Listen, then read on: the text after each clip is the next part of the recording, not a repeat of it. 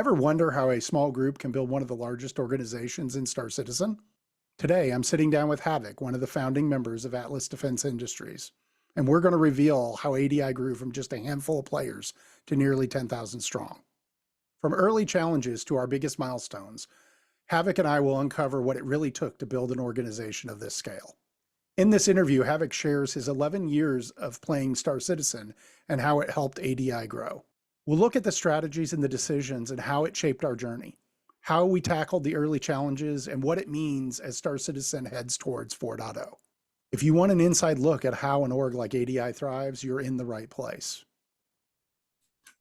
Havoc, how are you doing today? Doing great. How are you? I'm doing great. It's been 11 years. 11 years, but more than 11 years since you started hassling me about this game called Star Citizen. Yep. Yep. It's been 11 long years, and a lot has changed in between then and now with personal life and the game for sure. Yes, you were barely not a teenager when we started this. So Oh, no. I was in my 20s, but yeah, you're very early 20s. a little bit. Yeah. I'm old. I've started getting a lot of gray hair. Yeah. So what inspired you and me and the others to start up Atlas Defense Industries?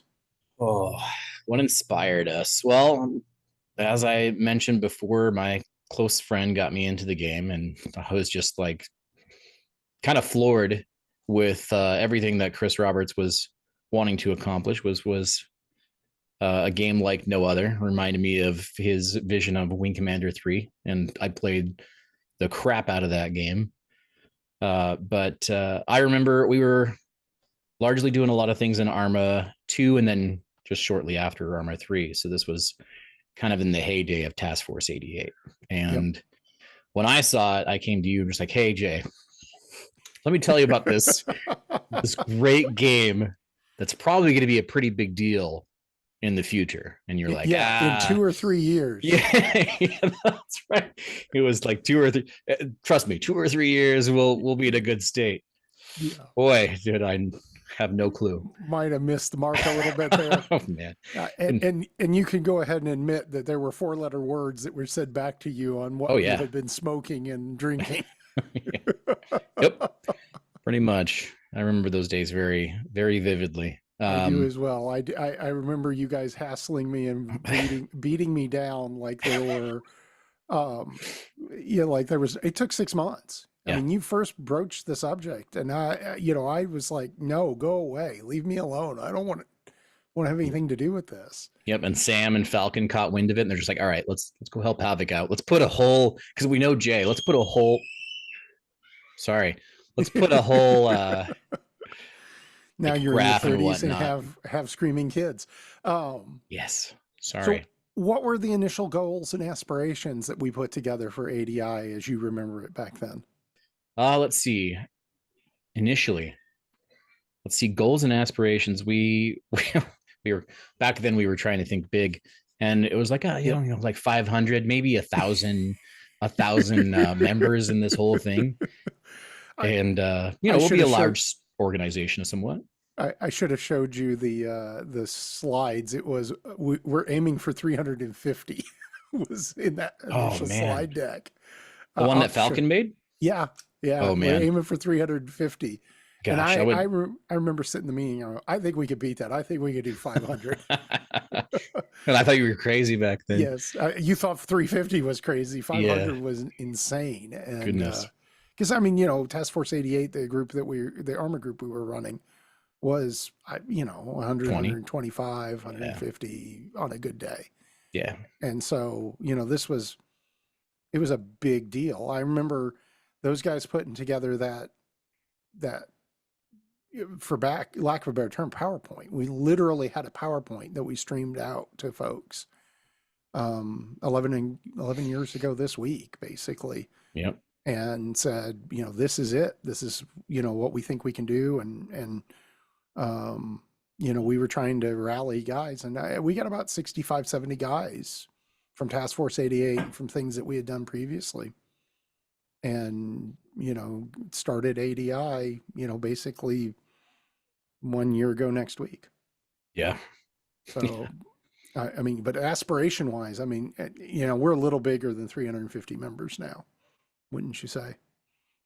Oh yeah, quite a bit bigger than 350 members. Like I said, So I thought you were crazy when you said 500, and then you said 1,000, and then you said 2,000. It kept going. Uh, well, I mean, you know, we got, we started recruiting and we did real yeah. well. And then all of a sudden, you turn around and there's 1,500 members Yep. and you're like, holy crap, it's been a year and we've added 1,500. And, then I said something crazy like, I think we can make 8,000. Yeah. Yeah. Laid the groundwork for the first group of guys, and we decided to put a recruiting team together. And ever since then, it's just been spiraling out of control. Ever since Yes. Ricky joined the org. We can't talk about Ricky.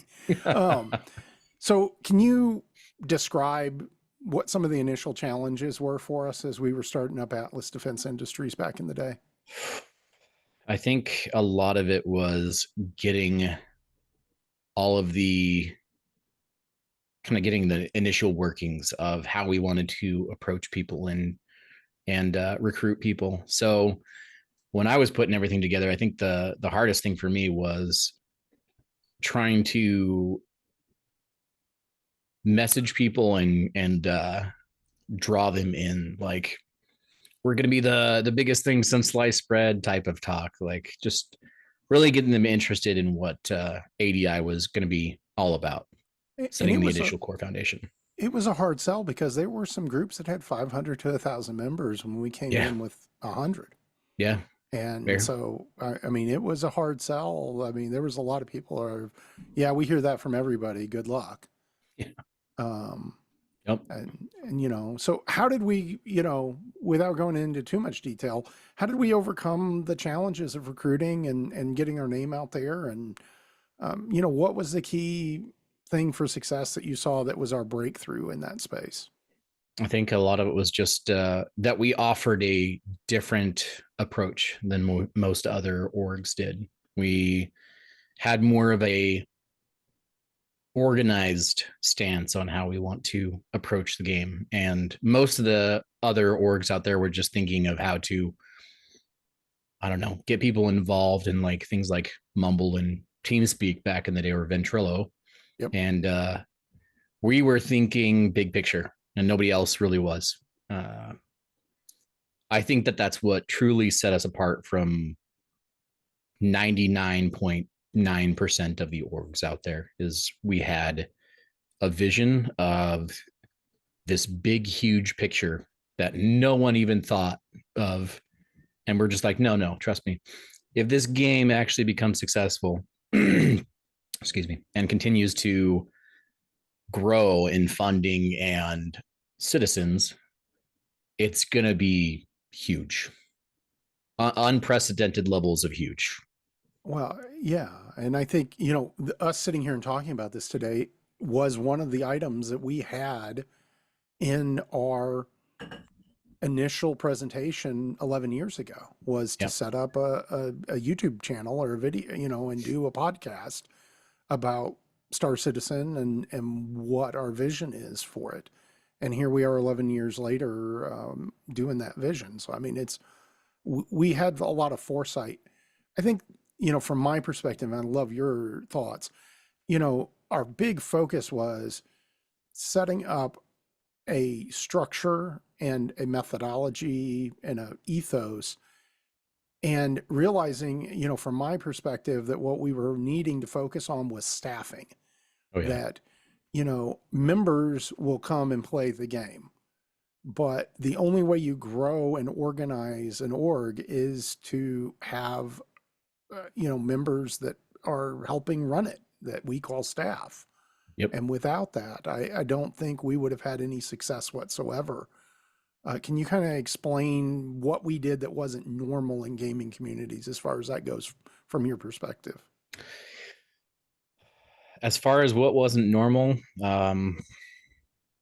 we, as I said before, it was just a big picture approach. We kind of laid the groundwork for that. We also built out an entire recruiting team that kind of snowballed, I guess. We got a whole, like a small group of guys together, and all these guys are just like, okay, yeah, no, I see. Like, all right, so what's our goal? And we gave them a goal, and they were just like, you're insane. Absolutely, absolutely insane.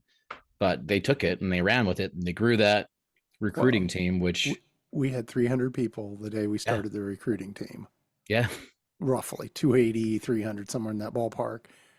6 months later, we had 1,500.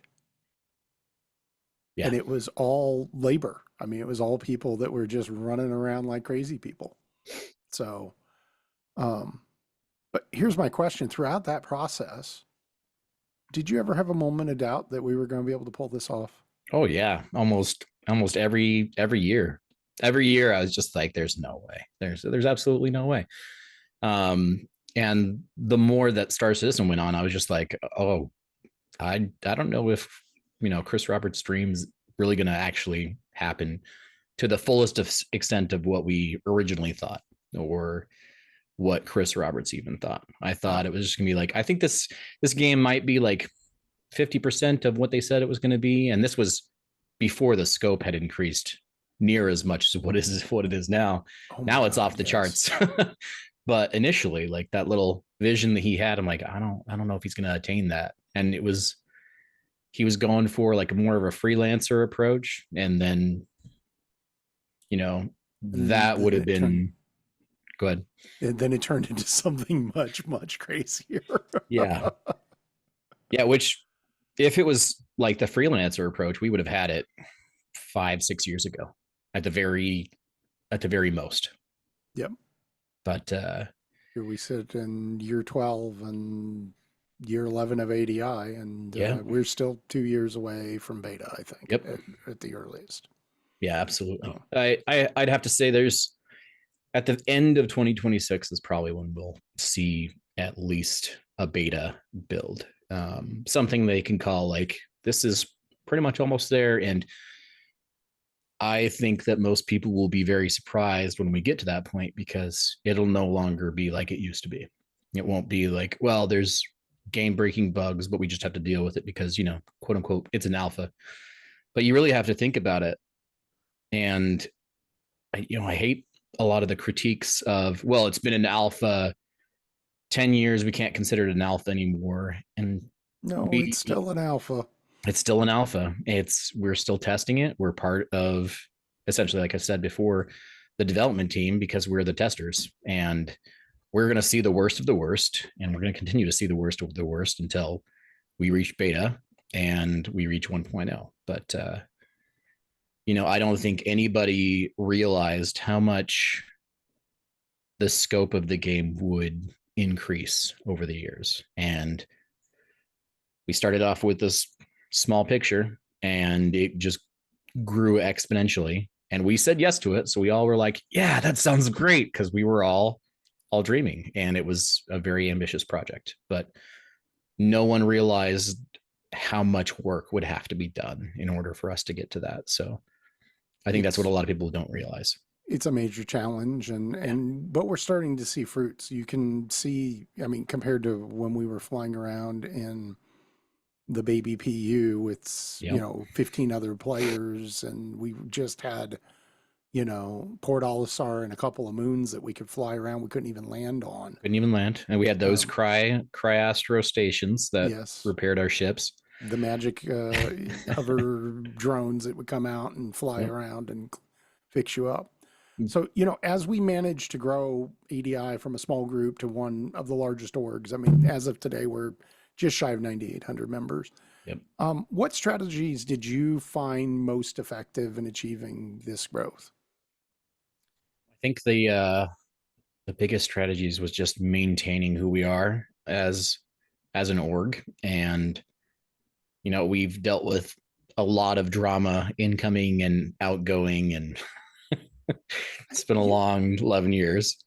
you say that, but I mean, compared to other organizations, I don't think we have a lot of drama. I mean, we've No, had yeah, bouts of it, yeah, but, you know, I think that we've done a really good job of nipping it in the bud.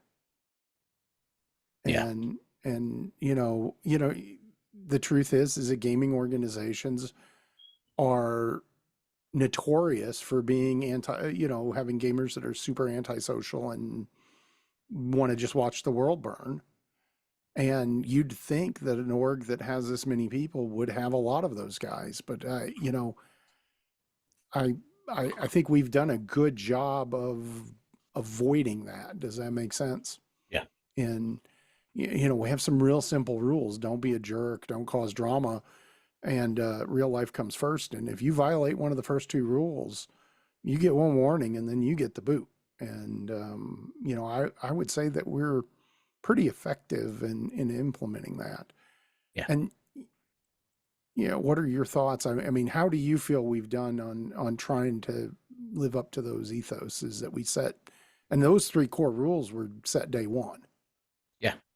I think we've been pretty solid ever since the beginning. And I think that a lot of the complaints over the years from other people is they just don't realize that a lot of the decisions that we make are because we're thinking big picture. And that's mostly the best approach, is to think big picture, because you can't just make decisions based on where we're at right now. You have to make decisions based on where do you think you're going to be in the next 2, 5, 10 years. And most people that we had issues with in the past just didn't see that. And that, I think that caused a lot of issues. But for the most part, we have stuck to our values and saying like, hey, I know that you disagree, but we're not going to go that route because we think that something else is going to happen. We think it's going to be much better of a approach for us to focus on big picture than to focus on the here and now, that you may not see something that we see, for example. So Well, I think we've stuck to it pretty firmly. I would agree with that. I would say that the biggest thing that we were able to do is live in the future. Yeah. I make this joke to staff, junior staff that we bring on, new staff that we bring on. And, the conversation I have with them is I live 18 months from now. In my head, that's, everything that when I sit down and talk about something, it's not about, what do I need to do to make things better next week? It's what do I need to be doing to be prepared for a year from now or a year and a half from now? And I think that strikes a lot of people as odd. But, we've got over 100 staffers on, and we've got some amazing people in staff that are better at everything individually than any of the senior leadership. But, it's a large machine doing a lot of different things. Yeah. And, we have to think things through so that we're working on the things today that are going to be necessary as the building blocks, the foundation for the things that we need a year from now or a year and a half from now. Yeah. And, as this starts to come to fruition and the game gets better and better and more, you see that coming together more and more. And you're like, well, I am so glad that 2 years ago we started this, or that we've gotten the kinks worked out of that, or we've got this, group, this internal team that is self-sustaining, because if I was having to do care and feeding on that now, there's all these other things that I need to be focused on. I wouldn't be able to be there. Yeah. And so one of the questions that I had, and it's more to a certain extent, a little bit of a joke or an oxymoron, is how did we attract and retain members back in the early days? Oh man. Gosh, how did we keep how did we keep people in the game for that many years?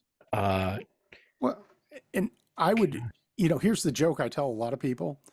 ADI's rejects are probably the fourth or fifth largest org in the game. Yeah. That we've turned away 6,300, 6,400 people. Yeah. It's a lot of people. And I think that's how we retain people is, and can you kind of walk through what the process is? Yeah. What are we doing that is so strange on the new member front that I don't see anybody else doing?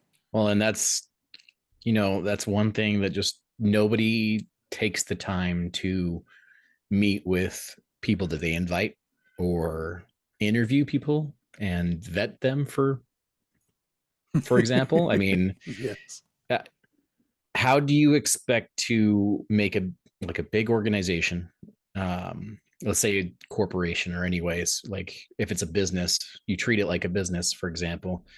How are you going to build the business to make it greater over however long your legacy is?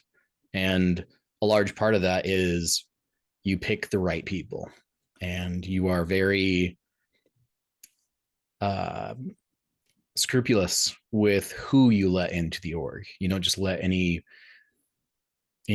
average Joe join who's got 3 baby mamas or whatever. But no, you Hold don't on let an now. We don't average. actually check that kind of stuff. Let's That's be fair. honest with Okay, yeah. people.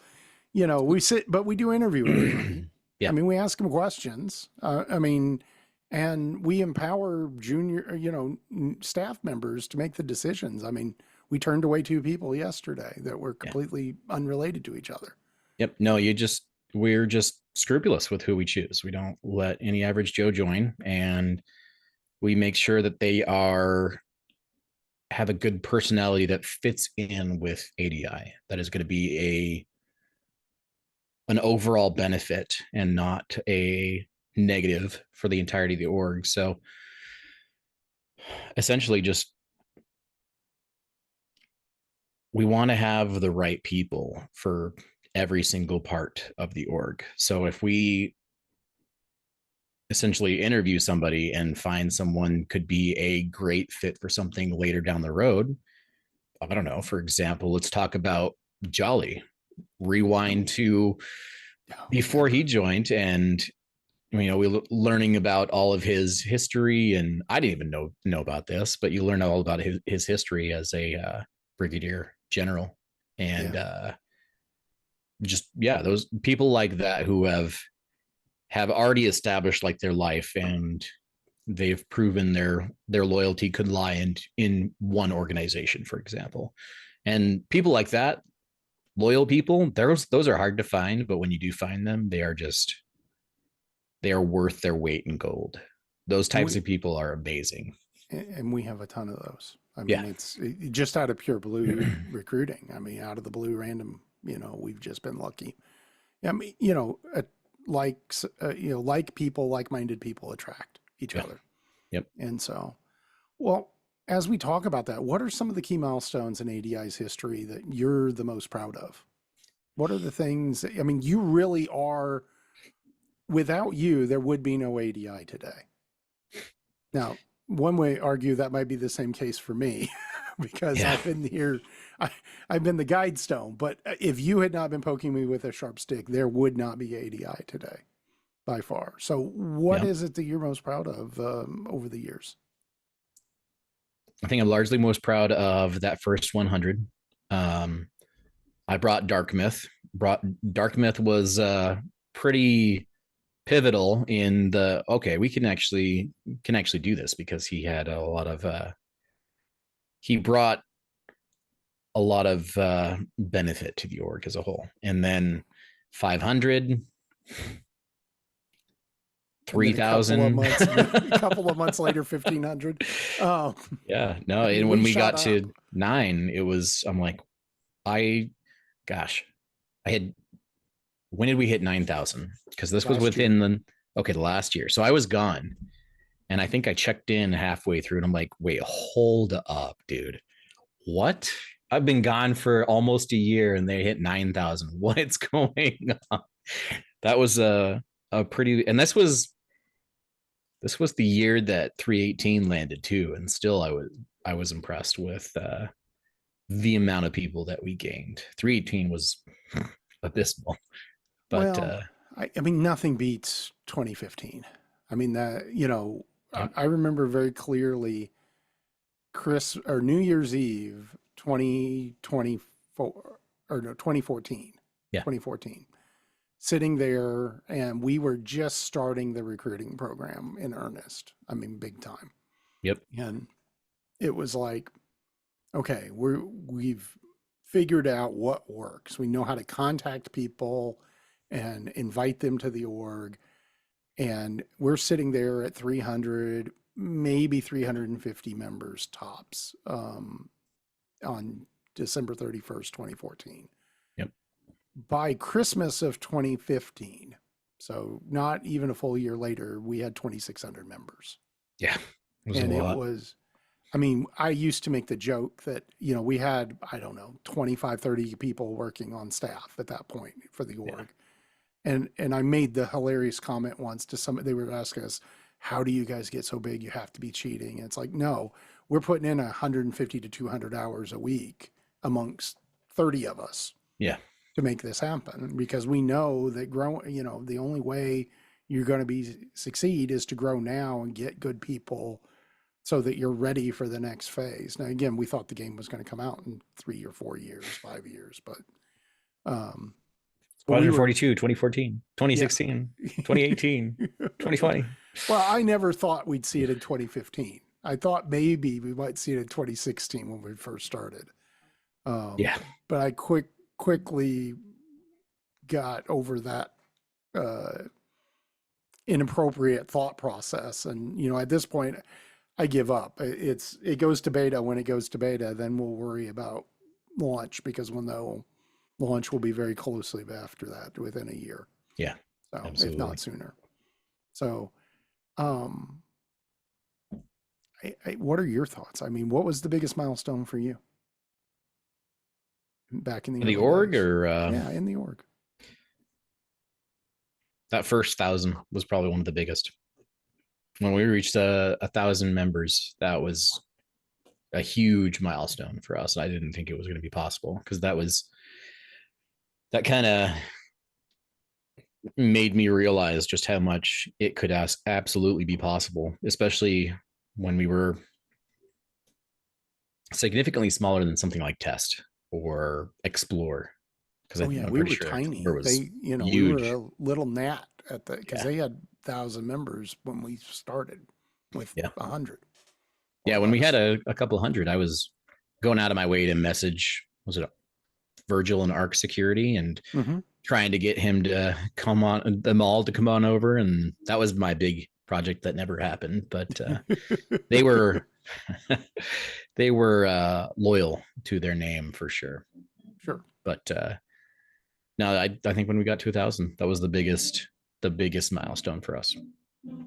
Well, and you've grown up basically in ADI. I mean, we've known, I mean, you went from being a young 20-something to, much older and much wiser, knock on wood. Yeah. So how has your leadership role evolved over these years, especially, now that you've been in the military and have, gotten married and had kids? Yeah.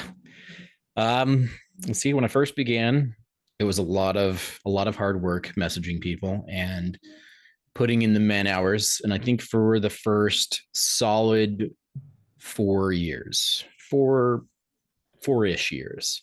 Yeah. And around that time, it was when I think I've reached a significant amount of burnout that I was just like, I can't keep doing this. So I just kind of stepped back and sat on my laurels for probably the next 4 years after that. But when I joined the Army in 2020, a lot of things began to slowly come together as far as my leadership style and my thought process because I grew up with my father primarily doing a lot of just focusing on work. Didn't bother a whole lot of time with spending time with family because he was too focused on work. So I kind of hated that for most of my life until I got into the Army, put in a true hard day's work, and realized that, okay, I understand now. So I think that's kind of where it was way late, but I think that's about when I matured and started to develop how I am as a leader and how I am as a father and a husband. So Gave me a lot of identity, I think, with the army. Just realizing that I can do so much more and put in a lot more time and get a lot more done just by buckling down and doing it. But Suck it up, Buttercup. suck it up. Yeah, absolutely. Embrace the suck and just deal with it. And So, yeah, when I came back after deployment, that was just like, you know what? I've been gone for too long, Jay. I need to do something in the org, and I am tired of doing nothing. And I think it was primarily because of CitizenCon and all of that just coming out of nowhere. I was like, all right, this game is probably actually going to happen, especially with, I think it was server meshing. That was just yep. like, it's going to happen. It's absolutely going to happen. They're going to get there. Money and perseverance. And given that I understand how much, if you have enough perseverance, it doesn't matter how much time it's going to take, you're going to go for it until you get it. Yep. So they are very much dedicated and married to the idea of getting to the end goal. So that's kind of when I began to see it. And I'm like, okay, let's do this. So for other expiring org leaders or people out there that want to run their own org or be involved, what would be your advice that you'd give them if they wanted to be in a leadership role in a large org? I would say if you have that vision, if you have that dream, lay the foundation first.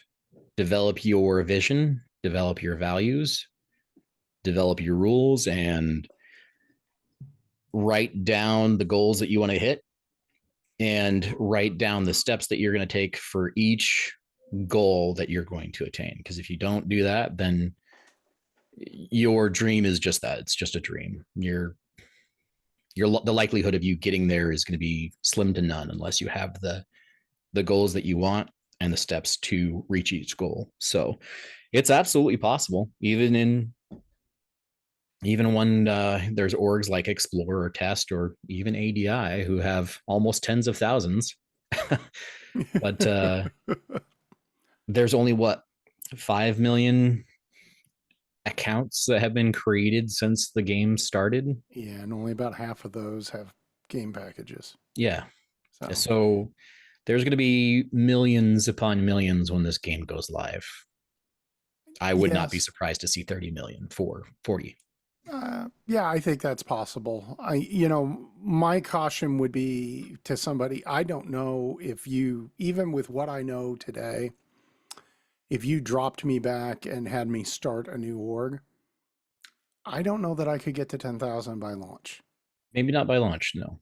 No, Like you, even after launch, because the big boys are winning the spoils. oh If yeah. you look at the top 10 orgs, 15% of people in an org are in one of the top 10 orgs. And it's something like 80% are in the top 100 orgs. I didn't even So, realize yeah. 22,000 in test.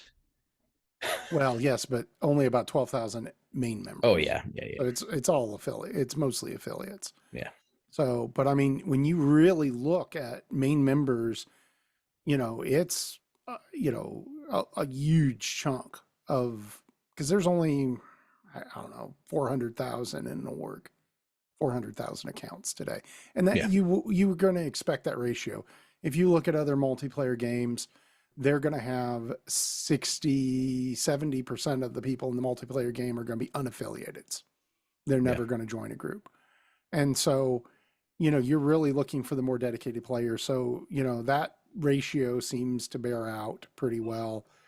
And then, but if I were starting over, I don't know. I don't even know if I could get to 2,000 or 3,000 by launch. Yeah. And even with all the tricks and everything, I mean, I think you will admit, I'm pretty in tune to how to recruit people at this point. And For sure. um, my job is looking at spreadsheets about how well we're doing in some Yeah. respects. And but no, I think if you're in a leadership role in a medium or large size org, Um, there's some things I would advise you. Be good. Think about tomorrow, not about today. Make sure the decisions you're making are going to hold up to this test of time. But, you know, I don't know how, I mean, it's going to be really hard if you're starting from scratch. Let's say you got 25 or 30 guys. It's going to be really hard to be in a position where you're going to be able to go toe to toe with the big orgs and be able to, you're going to have a little silo or a little area that you're focused in on, I think, more so than, by far it's 1 in 1 million, 1 in 10,000, something like that, of people Yeah. that would be able to pull that off. And, I think that would be my advice is to people that are in similar. If you're in a big org, focus on long-term planning, Yeah. focus on getting other like-minded individuals in positions to make decisions, people that are both kind and have good judgment. And focus, the third thing I would say is get rid of all the jerks as Yeah. quick as you can, because that is going to fester and it's going to lead to more and more problems. If you're in a small org, or if you're not in an org, my best advice to you is join a bigger org and get involved in helping run that bigger org, because the head count that you're going to need is astronomical when you start thinking about everything you want to do. Yeah. You know, the way I put it is, you and I on a good week get to play 2 or 3 nights a week for 3 hours. Yeah. Okay. Most adults. Um, they're, and the 2 or 3 days a week you get to do it, and the 2 or 3 days I get to do it. We're lucky if 2 of those days overlap. Yeah. I mean, in most cases, it's just one. And so I've got to be in an org big enough that the 3 days a week I get on, there are enough people interested in the gameplay that I'm interested in to group up with. And that number gets really big really quick Yeah. when you And to be think about it. successful with. And then you have to say, but we also have to do that for all of those people. Yep. And so, our math is 10 or 15,000 is that magic, minimum, Yeah. and I think if I was running around in a 50-man org right now, I'd either have a plan to get to 10,000, or I might look for greener pastures. Yeah. But that No. I'm a jerk like that. So, Well, and go ahead. I'm sorry. no, and I was going to say dynamic server meshing is going to completely upend Everything. and change everything. Everything. Yeah. Yeah. It's The amount of people is going to be pretty astronomical. And by the time that dynamic server meshing is in, computers will be that much more powerful than they used to be, with everything exponentially just growing. And AI has been advancing on another scale completely. Yes. So God only knows what they're going to use for that when it comes to computers. We'll have to wait and see. Yep. What are your final thoughts before we end this episode? I think my final thoughts would be that we are, and this is like the realization is not even there for me still, is we are on the cusp of some major things happening. I think that we'll start to begin to see in 4.0. And I think majority of us are really not ready for everything that's going to change pretty exponentially and pretty quickly, because server meshing, for example, static server meshing, and everything else that comes with 4.0, God only knows what's going to happen after 4.0. And the recent tease of player homesteads shows that they are quite a bit further along than we thought they might be by now. So CitizenCon will open up a lot of information that I think we're not ready for. I think it's very likely we're going to see the community over the next 18 months triple or quadruple in size. Yeah. And it's hang on, it's going to be a wild ride over the next 3 years, I think. Yeah. And I hope, well, I mean, next year I'm hoping that they are in Austin, Texas for CitizenCon, because I will more than likely be living there, and it will make it more likely for me to actually go and Oh, so I have a participate. place to stay. No, I'm teasing. Okay. Well, with that, thank you for coming out, Havoc. Thank you for convincing me 11 years ago to start ADI. And thank you for doing this interview with me. Yeah, thanks for having me. I really appreciate it. If you enjoyed this conversation, you'll definitely want to check out my discussion with Space Coder about how jump points will change the landscape of Star Citizen. From strategic gameplay to new security challenges, these gateways are going to shake things up for organizations like ADI. Don't miss out on all the fun. Stay tuned for more interviews and insights coming your way.